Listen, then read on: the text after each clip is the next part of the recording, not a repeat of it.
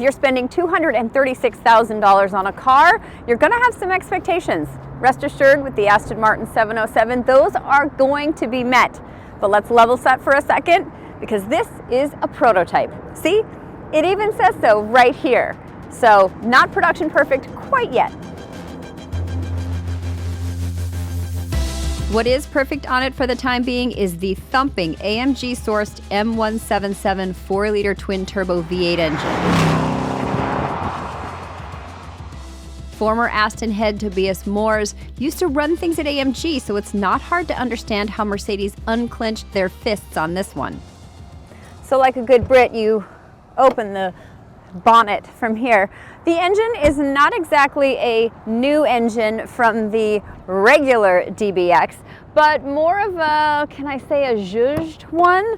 So this has got a new induction system, new turbos, and it's calibrated differently, bringing the power output to 697 horsepower. And look, it was inspected by Lewis Jones. It's also making 644 pound-feet of torque at an enticingly low 2,600 RPM and can get you in a lot of trouble with Johnny Law in about 3.3 seconds, depending on where you engage launch control. For my $290,000 fantasy dollars, which is how much this one would actually cost if I spec'd it exactly the way that it is, this thing is pretty quick. Like, snap your neck back in the passenger seat if you're not paying attention quick. That's such a fun party trick.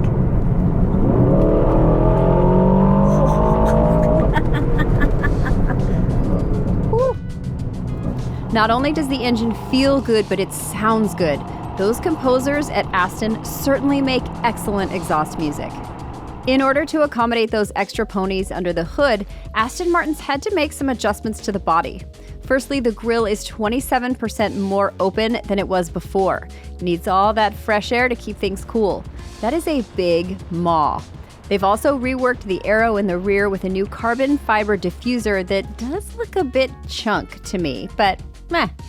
Just look at the profile of this thing. It might be perfect, except those little panel and trim gaps, but remember, this is a prototype. Okay, that's enough about how it looks, but let's talk more about how it drives. So Aston Martin has done something interesting with the suspension. They stiffened it up front, they softened it in the rear. So for something that is on 23-inch tires and this sporty, throwing this much horsepower around, it is surprisingly comfortable to drive. And I'm on a road right now that is just like superlatively bumpy. It's comfortable. The DBX gets massive rotors the size of long play records, if you remember what those are.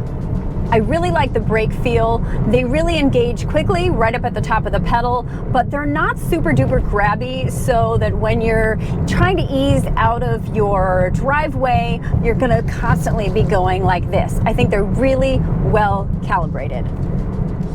They've increased the track on the rear tires ever so slightly, making this juiced DBX turn better. More stability with that increased force, and the active roll control has gone next level. There is virtually no body roll in this baby. This is balance plus. Look, I took a Jeep Trackhawk around a racetrack once, and it felt so top heavy that it kind of scared me a little bit. If I were to take this one on a racetrack, would I feel that same like nervousness? Does it feel like an SUV to drive? God, absolutely not. Speaking of, other SUVs that get similar sauce in the recipe include the Lamborghini Urus, Porsche Cayenne Turbo, BMW X6M, and that Cherokee Trackhawk, though it's a bargain when compared with those others mentioned. I could tell you to click this link here and find a fair purchase price on Kelley Blue Book, but chances are if you're buying this car, you're not going to need our services. So for all of you who are sort of fantasy buying a car, click on the link anyway and see what kind of deal you can get. Speaking of bargains, your fuel economy here is not one. And I bet even those numbers are when you're driving super sedately through the drop-off line at school. The interior, it's a little bit of a mixed bag for me. But first, let's talk about the leather in here. The bridge of weird sumptuousness that is this entire interior. Basically every surface is covered in it unless it's carbon fiber, and Aston Martin will do this in any color with any contrast stitching that you want. It's absolutely beautiful. As far as how the seats feel, I think they really do a nice job of straddling the fence between comfort and support. When it comes to the second row, I am not cramped. I feel like I've got some room back here to luxuriate. And there's enough cargo for when you, say, take your DBX to St. Moritz. Just don't plan on towing anything with this guy, thanks to that diffuser.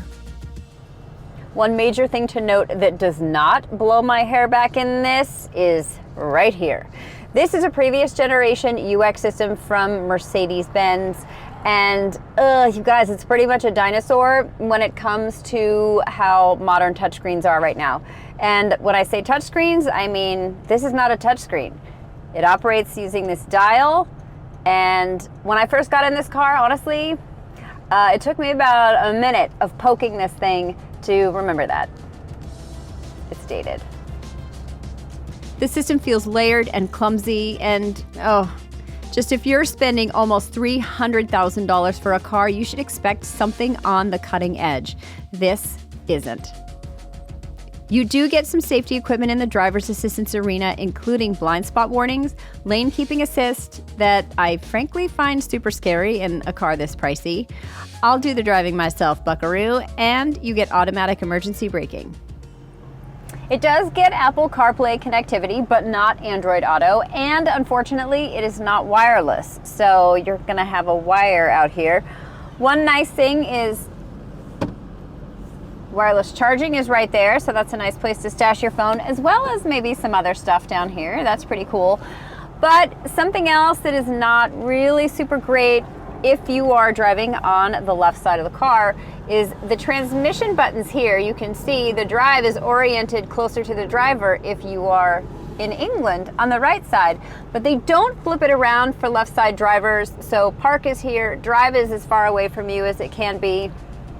Wish they could fix that. Other standard stuff includes a power liftgate, heated front and rear seats, and wireless charging. You can upgrade to ventilated front and rear seats, special sexy paint colors, and trims to match. These large wheels, like I've got here, and brake calipers in any color you'd like. I once asked the guy who runs Aston Martin Works, that's where all of these cars go to get maintained, if they ever try and talk anybody out of, let's say, questionable color palette choices. He replied, no, because chances are the next owner will just bring it here and we'll have to repaint it. More business. If the DBX707 is too rich for your blood, then maybe spring for the lesser powered, lesser priced DBX that starts closer to 186 grand. But if you've got a little extra cash in that change jar and you're looking to scorch a little tarmac with the family hauler, guys, the Aston Martin DBX707 might be it.